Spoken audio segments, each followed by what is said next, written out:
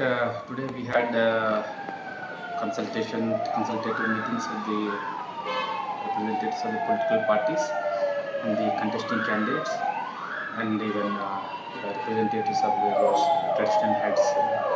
They have also came and expressed their concerns with regard to this imposition of 144, particularly that point number 5 of 144 restricting the processions and rallies across the East Kasif district.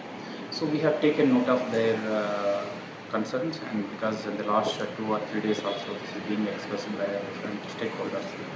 So we have taken decision, in fact, that orders will issue on Monday, but we have taken decision to relax that particular part of 144 order, point number 5, so that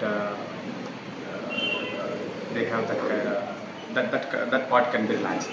So at the same time, we have appealed to the political parties to cooperate with the district administration, and when they organize any victory processions, to exhibit in writing in terms of the route that they will take up, and to take measures from their side in terms of deploying volunteers from their side, and taking all measures to ensure that no untoward incident happens during these processions and rallies.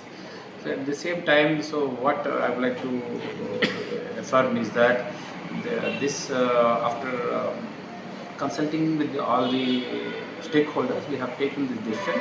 But at the same time, we would like to appeal to all people and all people of the district and political parties is to ensure that they have to support the district administration and cooperate with the district administration in terms of maintenance of the law and order. And if there is any violation in terms of creating any law and order situations or violence, that will be dealt accordingly. Otherwise, that particular point will be relaxed.